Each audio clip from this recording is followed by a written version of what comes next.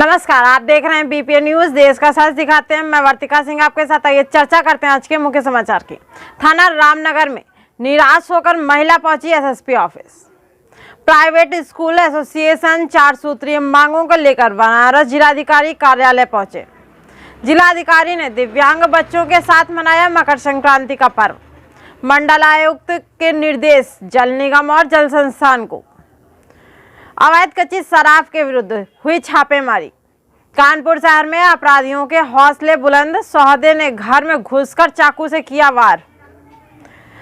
सन 2021 की शुरुआत में शास्त्रीय संगीत के दिग्गज उस्ताद गुलफाम मुस्तफा ने दुनिया को कहा अलविदा। अकबर अली की गुंडाई का वीडियो हुआ वायरल।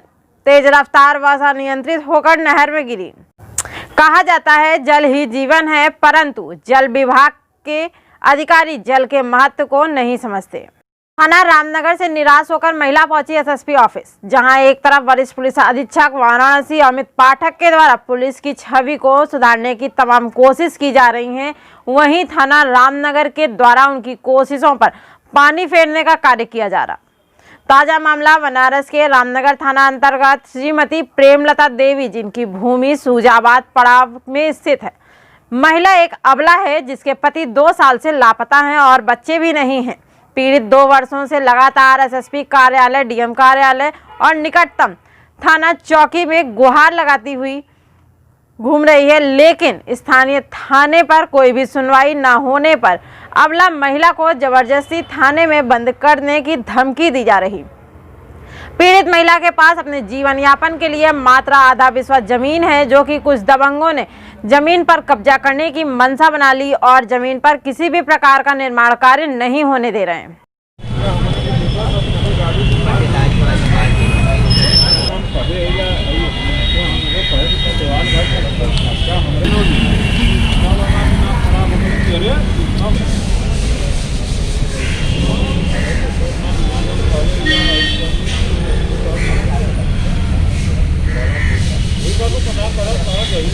महीना में आई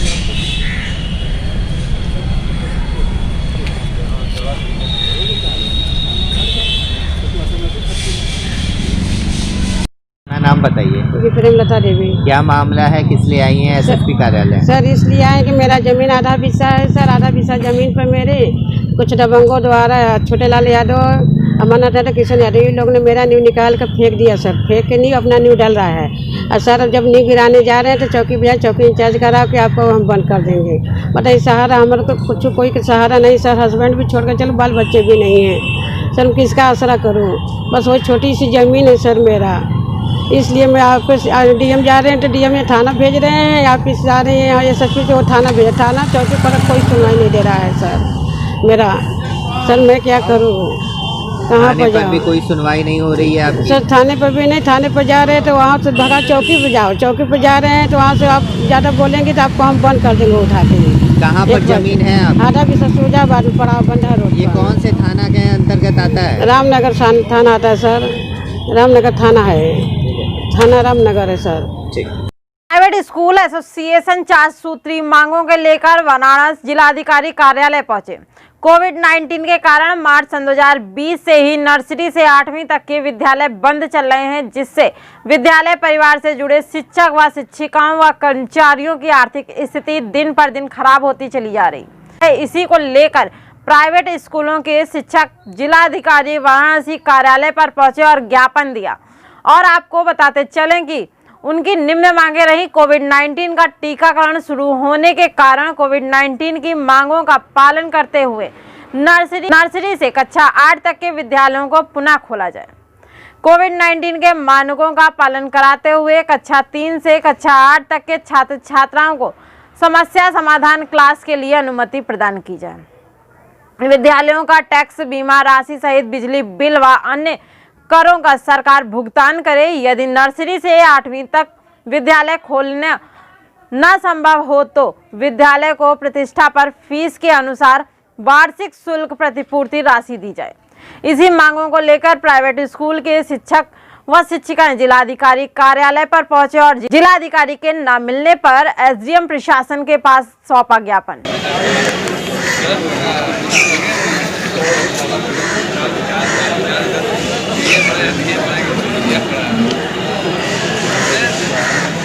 जी अपना परिचय बता दें। मेरा नाम अरविंद पटेल है। मैं प्राइवेट एसोसिएशन से मुख्य प्रवक्ता का कार्य करता हूँ। तो यहाँ पे हम लोग ज्ञापन देने के लिए आए हुए थे। कहाँ ज्ञापन देने आए हैं? क्या डीएम साहब को देने के लिए आए थे, लेकिन डीएम साहब से मुलाकात तो नहीं हो पाई। एडीएम सिटी को हम लोगों ने अपना ज्ञापन दिया हुआ है। क्या मांगे हैं इसमें? ज्ञापन हमारा है कि ज्ञापन में एक मांग रखी गई है, जैसे 10 महीने से पूरा हम लोग का विद्यालय बंद है। हमारे शिक्षक और हमारे जो भी स्टाफ हैं, कर्मी हैं, पूरा एकदम बेरोजगार पड़े हुए हैं। साथ में जो हमारे बच्चे हैं, उनका भविष्य पूरा चौपट हो रहा है। तो आखिरकार इन नौनिहालों को कब तक हम उनके मुख्य जो उनके भविष्य है उससे कब तक वंचित रखेंगे? क्यों, ऑनलाइन शिक्षा तो चल रही है। ऑनलाइन शिक्षा में गरीब जो गार्जियन है, जैसे लॉकडाउन लगा हुआ था तो उनके मम्मी पापा जो भी थे बाहर से चले आए थे, उनके पास डिजिटल मोबाइल था, पापा चले गए, मोबाइल चला गया, तो कीपैड मोबाइल पे कहाँ से आप ऑनलाइन शिक्षा दे पाएंगे? जब तक कीपैड मोबाइल रहेगा तो उनको ऑनलाइन शिक्षा नहीं मिल पाएगी। और टीवी के माध्यम से सबके पास टीवी है, सबके पास लाइट वगैरह की व्यवस्था नहीं हो पाती है। तो क्या बात हुई आपसे मुलाकात हुई? मुलाकात के दौरान उन्होंने आश्वासन दिया है कि हम संबंधित जो भी विभाग है वहाँ पे आपकी मांग को पहुँचाएंगे और प्रयास करेंगे कि जल्द से जल्द विद्यालय को खोल दिया जाए। 9 से लेकर 12 तक के क्लासेस चल रहे हैं। विडम्बना यही है ना कि कक्षा 9 में पढ़ने वाले की इम्यूनिटी पावर इतनी ज़्यादा है कि कक्षा 8 वाले इससे बहुत ज़्यादा स्ट्रॉन्ग हो गया है। कक्षा 8 का बच्चा जो कि 14 साल का वो है, 15 साल का वो है, कक्षा 9 का बच्चा बीमार नहीं हो रहा, कक्षा 8 का बच्चा बीमार हो जा रहा है। जबकि बनारस में कल 10 केसेस केवल आए थे। जब कई 100 केसेस आ रहे थे तब तक कोई समस्या नहीं हो रही थी, गांव में एक भी केस नहीं देखने को मिले। अब 10 केस जब बचा है तो भी बच्चों को उसके शिक्षा के अधिकार से वंचित रखा गया है। अभिभावक भी नहीं आना चाह, बच्चे को भेजना चाह रहे हैं तो फिर नहीं, इसके लिए ऐसा क्या कुछ नहीं है। सभी का अभिभावक एकदम परेशान है कि सब कब हमारे बच्चों को उनकी शिक्षा के अधिकार में संलिप्त किया जाएगा। बच्चे हमारे एकदम पीछे हो गए हैं। बच्चे को ABCD तक भूल गए जो क्लास 1 और 2 के बच्चे थे। उनको हमको तो ये नहीं समझ में आता है कि जो बच्चे 10 महीने से 10 दिन के लिए बच्चा जब चला जाता है तब सब कुछ भूल जाता है, या तो 10 महीने से बच्चा दूर है। जब वो आएगा तो हमको तो समझ में नहीं आएगा कि 1 महीने में उनका सिलेबस पूरा करेंगे कि उनको स्ट्रॉन्ग करेंगे। ठीक। जिलाधिकारी ने दिव्यांग बच्चों के साथ मनाया मकर संक्रांति का पर्व। आप बांटे खुशियां। मकर संक्रांति के 2 दिन बाद जिलाधिकारी कौशल राज शर्मा के द्वारा इस पर्व को मनाया गया। इस अवसर पर जिलाधिकारी के द्वारा बच्चों को हौसला अफजाई करने के लिए टॉफी और पतंग बांटी गई, जिसे पाकर बच्चे काफी खुश नजर आए। संजीवनी सोशल वेलफेयर सोसाइटी द्वारा आज मकर संक्रांति के त्यौहार दिव्यांग बच्चों के साथ मनाया जा रहा है, जिसमें बातावर मुख्य अतिथि जिलाधिकारी वाराणसी कौशल राज शर्मा की मौजूदगी से बच्चे खुश दिखे। ज्ञात हो कि संजीवनी वेलफेयर सोसाइटी लगातार दिव्यांगों के लिए कार्यरत है। इसी कड़ी में आज वाराणसी के चौक घाट स्थित निजी हॉस्पिटल में दिव्यांग बच्चों के कार्यक्रम में बातावर मुख्य अतिथि शिरकत की। मीडिया से बात करते हुए उन्होंने बताया कि इस तरह का कार्यक्रम बच्चों का हौसला अफजाई करता है। तमाम बच्चों के उज्जवल भविष्य की कामना की जाए। इस अवसर पर बच्चों के द्वारा विभिन्न सांस्कृतिक कार्यक्रमों का आयोजन भी किया गया।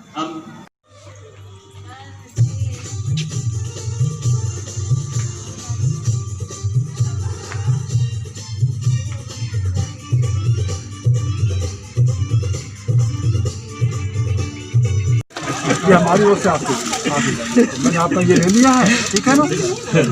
प्रणाम।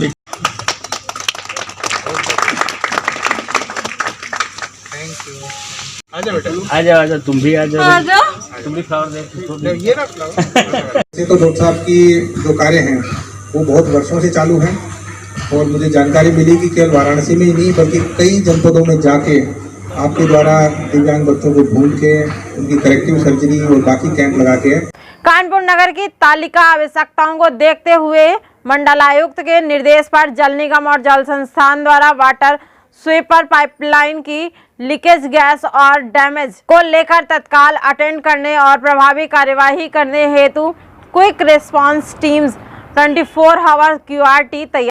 थाना फफूंद पुलिस द्वारा अवैध कच्ची शराब के विरुद्ध छापेमारी कर अवैध शराब व शराब बनाने के उपकरण बरामद कर थाने तथा भारी मात्रा में लहन नष्ट करने के संबंध में पुलिस अधीक्षक और अपर्णा गौतम ने दी जानकारी। शराब पकड़ी गई, क्या मामला है और क्या बरामदगी हुई? लगातार अवैध शराब की निष्कर्षण के लिए जनपद में अभियान चल रहा है और उस अभियान के अंतर्गत कल ये सूचना प्राप्त हुई थी कि थाना फफूंद क्षेत्र में बड़ी मात्रा में कुछ लोगों द्वारा शराब निकाली जा रही है। उसमें पुलिस द्वारा दबिश दी गई और 700 लीटर लहन तकरीबन नष्ट किया गया है और 20 लीटर शराब कब्जे में ली गई है। इसमें कितने आरोपियों की गिरफ्तारी हुई? देखिए, इसमें आरोपी जो थे वो वहाँ पर बहुत ही अलग क्षेत्र में अलग से, क्योंकि वो कारोबार छुप के कर रहे थे, तो पुलिस की दबिश पड़ते ही आरोपी फरार हो गए हैं। उन फरार आरोपियों की हमारे द्वारा लगातार तलाश उसमें की जा रही है। कानपुर शहर में अपराधियों के हौसले बुलंद, सौदे ने घर में घुसकर चाकू से किए कई वार। कानपुर नगर, जहां एक तरफ पूरे देश में बेटी बचाओ बेटी पढ़ाओ का अभियान चल रहा है और बेटियों की सुरक्षा के लिए कड़े कानून बनाए जा रहे हैं और योगी सरकार में पुलिस प्रशासन अपराधियों पर सख्ती करती नजर आ रही है, वहीं कानपुर के कुछ दबंग और सौदे के हौसले पूरी तरह से बुलंद नजर आ रहे हैं और इन्हें ना तो सरकार के बने बेटी बचाओ कानून से डर है और ना तो पुलिस का। तभी आज के युग में कई जगह बेटियां असुरक्षित हैं। ताजा मामला पीड़ित राजकमल पुत्र सोहन लाल निवास 23/4 बेना झावर पुरानी लाल कॉलोनी निवासी का है, जो अपने परिवार के साथ थाना कर्नलगंज अंतर्गत बेना झावर कॉलोनी में रहता है और इनके परिवार में इनकी पत्नी, बेटा और एक बेटी है। और पीड़ित द्वारा जानकारी के मुताबिक सौदा कार्तिक अक्सर उनकी बेटी को पिछले कई दिनों से परेशान कर रहा था और कई बार उसने फोन द्वारा उनकी बेटी को परेशान करने की बात भी जताई और जब इसकी जानकारी पीड़ित ने अपने घर वालों को बताई तो पीड़िता के परिजनों ने कार्तिक से बात कर विरोध भी किया और इसी बात का खुन्नस खाकर सौदे रात्रि 12:30 बजे दबंग सौदे कार्तिक गौतम ने पीड़ित के घर में घुसकर राजकमल के ऊपर व अन्य लोगों के ऊपर चाकू से कई बार हमले। ये आपके साथ ये जो दुर्घटना हुई है, तो ये किस हिसाब से आपको दुर्घटना हुई है, क्या आपका मैटर था उससे? हमारी बेटी को ये फ़ोन के द्वारा परेशान करता था। मेरी बेटी ने फ़ोन उठाना बंद कर दिया, तो इसने 1-2 बार हमारे मोबाइल पे फ़ोन करा, हमने उसको हड़काया है। अब ये हमको जान से मारने की धमकी दे रहा था, ठीक है, कि तुमको हम जान से मार देंगे। और उसी के तहत ये मेरे घर में रात में 12:30 बजे आया। इसने पहले गेट लॉक करा, जब तक उठे हों तब तक ये मेरे घर में कूद आया है। तो हमने गेट खोला, गेट खोलने के बाद ये सामने मिल गया हमको और ये चाकू लिए हुए था। इसने मेरे ऊपर बात करना शुरू कर दिया। आरोपी का नाम क्या है? कार्तिक गौतम। तो उसने हमको मतलब मारा बेटा, मेरे 5-6 जगह पे चाकू लगी है और गला काटने की कोशिश की थी। ये सब अलग है। हमने थाना कर्नलगंज में सूचना दी तो वहाँ से पुलिस आई थी और आर्या नगर में जो चौकी है वहाँ से भी पुलिस आई थी। तो पुलिस हम लोग को लेके थाने आई थी, ठीक है। थाने में हमने FIR लिखाई थी, तो दरोगा साहब ने ये कहा था कि हम 307 और पता लिखा उनको भी धाराएँ दर्ज कर ले रहे हैं, ठीक है। उसके बाद उसको अपने पास रखे हैं, ठीक है। अब आज ये समझ में आ रहा है कि वो 151 में तब्दील करना चाह रहे हैं। तो ये जो आप पे चोटें लगी हैं, इसका मेडिकल हुआ था? इसका मेडिकल हुआ उर्सला में। तो आप ये बताइए कि आपके कितनी बार चाकू मारा गया? 6 बार, 6 जगह पे घाव है मेरे, 6 मतलब चाकू के। तो थाना जो SO साहब हैं वो इस पर क्या एक्शन ले रहे हैं? SO साहब ने ये कहा कि हम FIR दर्ज कर ले रहे हैं। अब आज सुनने में आ रहा कि वो उसको तब्दील करना चाहते हैं 151 में। तो आप क्या चाहते हैं कि कौन सी जो है इनके ऊपर दफाएं लगें? और इनके ऊपर दफाएं लगनी चाहिए। जो हमने कल दिखाया था, एप्लीकेशन दिया था 307 अटेम्प्ट टू मर्डर, ठीक है। उसके बाद घर में मेरे घुस आया ये, उसकी केस लगना चाहिए। उसके बाद हमारे घर में आ करके हमारी वाइफ को, हमारी बेटी को जो मारा है उसकी दफा लगनी चाहिए। सन 2021 की शुरुआत में शास्त्रीय संगीत के दिग्गज उस्ताद गुलफाम मुस्तफ़ा ने दुनिया को अलविदा कह दिया। साल सन 2020 हमारी फिल्म इंडस्ट्रीज के लिए काफ़ी खराब रहा, क्योंकि सन 2020 में बहुत सारे दिग्गज कलाकारों ने हमारी फिल्म इंडस्ट्रीज को अलविदा कह दिया। वहीं साल 2021 की शुरुआत में एक और दुखद खबर सामने आई। दरअसल मशहूर भारतीय शास्त्रीय संगीतकार, साथ ही पद्म विभूषण, पद्मश्री व पद्म भूषण आदि रत्नों से सम्मानित उस्ताद गुलफाम मुस्तफा खान अब हमारे बीच नहीं रहे। इस खबर के बाद तमाम सिंगर सदमे और वह उस्ताद गुलाम मुस्तफा की याद में कई सारी पोस्ट भी साझा कर रहे हैं। लता मंगेशकर ने भी इसी तरह से पोस्ट साझा करते हुए बताया कि उन्होंने गुलाम मुस्तफा जी की एक तस्वीर भी शेयर की, साथ ही लिखा, मुझे बेहद दुख है कि वो अब ये इस दुनिया में नहीं रहे। कानपुर देहात आए दिन अपनी गुंडाई की चर्चा में रहने वाले गजनेर थाने के दरोगा अकबर अली की गुंडाई का वीडियो हुआ वायरल। गरीब ट्रैक्टर चालक को बीच सड़क पर रोककर जमकर पीटा। अवैध वसूली के चलते कई बार हो चुके हैं निलंबित, लेकिन सुधरे नहीं। कानपुर देहात थाना अंतर्गत गजनेर में नियुक्त उप निरीक्षक अकबर अली द्वारा ट्रैक्टर चालक से अभद्रता करने के संबंध में अपर पुलिस अधीक्षक कानपुर देहात द्वारा की गई कार्यवाही।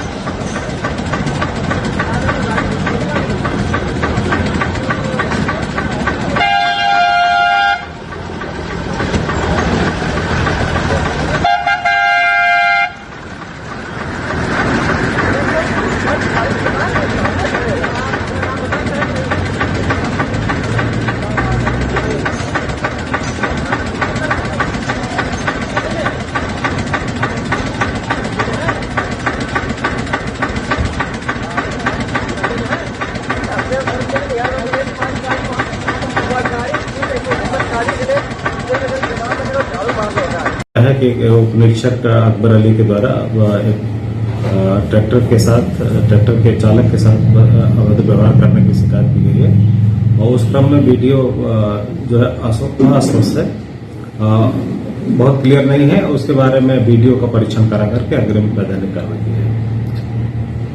कानपुर देहात तेज रफ्तार बस अनियंत्रित होकर नहर में गिरी। सवारियों से बस भरी होने के कारण नहर में जा गिरी। सवारियों से भरे होने के कारण कई लोग हो गए जख्मी। कई लोगों के बस के नीचे दबे होने की आशंका जताई जा रही है। मंगलपुर थाना क्षेत्र के जुरिया गांव के समीप का पूरा मामला। थाना मंगलपुर क्षेत्र में अनियंत्रित बस के गिरने के संबंध में अपर पुलिस अधीक्षक ने भी दी जानकारी। क्या पूरा मामला है, कितने लोग उसमें सवार थे? ये एक प्राइवेट बस जो रूरा और झुंझक के बीच में नहर के किनारे बस पलट गई नहर के अंदर, जिसके अंदर करीब 37-38 लोग सवार थे और उसमें से एक महिला की मौके पे ही डेथ हुई है। एक महिला गंभीर रूप से घायल है और 35 लोगों को सकुशल निकाल लिया गया है और किसी को भी हल्की फुल्की चोट विशेष नहीं है और सबको अपने घर रवाना कर दिया गया है। गंभीर रूप से घायल महिला को हॉस्पिटल भेजा गया है, इलाज चल रहा है और बस को क्रेन के द्वारा निकाल लिया गया है। सारी राहत कार्य जो है संपादित हो गया है। डीएम साहब और कप्तान साहब मौके पे मौका मुआयना कर चुके हैं और अब कुशलता है। कहा जाता है जल ही जीवन है, परंतु जल के महत्व को जल विभाग अधिकारी नहीं समझते। भवानी मंडी राजस्थान के पचपहाड़ क्षेत्र में बड़ा जैन मंदिर देवरिया गली में विगत लगभग 4 दिन से जलदाय विभाग की पानी पाइपलाइन टूटी हुई है, जिसके कारण सुबह शाम पानी आता है तो पूरी गली में पानी भर जाता है। जलदाय विभाग की उस ओर ध्यान नहीं जा रहा है, जिसके चलते वहां के लोगों को काफी समस्याओं का सामना करना पड़ रहा है। आज आज भी तो आगा पानी, अब दूर पानी भेजो फालतू, जो आगे से तो पाइप फोड़ देना नहीं। हाँ